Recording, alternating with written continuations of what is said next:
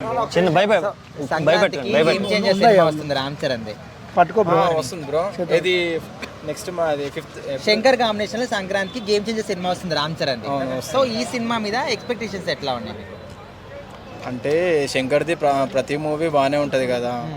ఇంకోటి ఎట్లా అంటే గ్రాఫిక్స్ కానీ అంతకుముందు వచ్చిన రూపర్స్ కానీ అపరిచితుడు ఇవన్నీ బాగానే ఉంటాయి. కానీ రామ్తో కాంబినేషన్లో ఒక్కసారి కూడా రాలే కదా. ఇంకోటి బాగానే అనిపిస్తుంది అని నేను అనుకుంటున్నాను. అంతే ఎక్స్పెక్టేషన్స్ అయితే బాగానే ఉన్నాయి, కానీ ఎంతవరకు రీచ్ అవుతుందో తెలియదు. అంటే శంకర్ గారి డైరెక్షన్ అంటే అందరికి తెలుసు, next next level. Ram Charan global star. So వీళ్ళిద్దరు కాంబినేషన్ లో ఇప్పుడు ప్రపంచాన్ని గడగడాలించారు అనుకోవచ్చా? మేబీ, ఎందుకంటే మొన్న పుష్ప వచ్చింది కదా బ్రో. తెలుగు మూవీస్ పైన అయితే ఎక్స్పెక్టేషన్స్ బాగానే ఉన్నాయి. ఇది కూడా మేబీ ఒక మంచి లెవెల్ అంటే రీచ్ అవుతుంది అనుకుంటున్నాను. కానీ చూసానే తెలుసు కదా, ట్రైలర్లో చాలా వరకు అయితే లెవెల్స్ చూపిస్తున్నారు. అది ఎంతవరకు రీచ్ అవుతుందో. ఇప్పుడు ట్రిపుల్ ఆర్ తర్వాత వస్తున్నటువంటి పెద్ద ఫిల్మ్ రామ్ చరణ్ నుంచి. యాక్చువల్గా ట్రిపుల్ ఆర్ డైరెక్టర్ రాజమౌళి. అంటే రాజమౌళి తర్వాత ఏ హీరో అయినా ఒక సినిమా చేస్తే అది ఫ్లాప్ అనేది ఒక నానుడు ఉంది మన తెలుగు ఇండస్ట్రీలో. ఆశ్చర్యం ఉంది, కానీ అది జస్ట్ ఏంటంటే ఒక చిన్న క్యామియో రోల్ చేసి వెళ్ళిపోయాడు, ఫుల్ ఫ్లెడ్జ్డ్ రాలా. ఆ ఎఫెక్ట్ అని పడే ఆ సెంటిమెంట్ రిపీట్ అయితే ఏమన్నా? లేదు, అలా ఏం కాదు. ఎందుకంటే త్రిబుల్ ఆర్ తర్వాత తనకు ఒక మంచి ఇమేజ్ వచ్చింది కదా బ్రో. దాన్ని నిలబెట్టుకోవడానికి ఇది మంచి డైరెక్టర్ అతను కూడా. ఇప్పుడు హీరో మంచిగా ఉంటేనే కదా డైరెక్టర్ కూడా మంచిగా ఉండాలి కదా, అంటే బిగ్గెస్ట్ హిట్ కావడానికి అట్లా. మరి సంక్రాంతి అంటేనే మామూలు మూవీస్ అంటేనే సంక్రాంతి. ఈ మరి దాదాపు 3 సినిమాలు వస్తున్నాయి. ఓకే, గేమ్ చేంజర్ బాగుంది అనుకునే లోపు వెంటనే డాకు మహారాజ్ వచ్చేస్తుంది.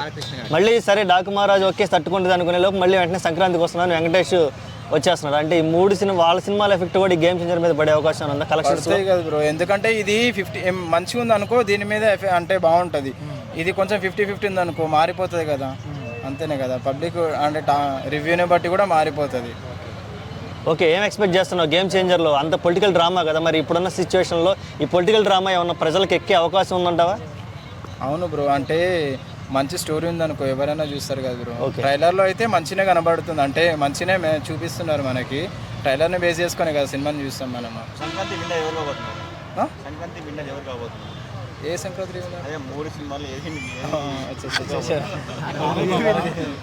అలా అంటారా? అంటే మూవీ చూస్తేనే చెప్పగలుగుతాం, మనం అలా చెప్పలేం కదా. కాకపోతే మనం ఎలా అంటే బాగుంటుంది అని అనుకుంటే జస్ట్ ప్రిడిక్షన్ ఎక్స్పెక్టేషన్స్ అంతే. సరే బ్రో, ఇప్పుడు భారతీయ 2 సినిమా అనేది ఫ్లాప్ అయింది. సో శంకర్ కి ఆ ఎఫెక్ట్ ఏమైనా దీని మీద పడే అవకాశం ఉందా గేమ్ చేంజర్ కి? కానీ తెలుగు హీరో కదా, కాబట్టి ఇప్పుడు రామ్ చరణ్ తెలుగు హీరో కదా. అక్కడంటే ఆయన తమిళ్ కదా, ఈ తెలుగులో అయితే మంచిగా నడుస్తాను అనుకుంటున్నా. మిగతాది ఏమో తెలియదు. సినిమాకి చాలా బడ్జెట్ పెట్టారు, ఆ బడ్జెట్ అంతా అదే రికవర్ అయ్యే ఛాన్స్ ఏమైనా ఉందంటావా? అసలుకి అంత హెవీ బడ్జెట్ పెట్టారు.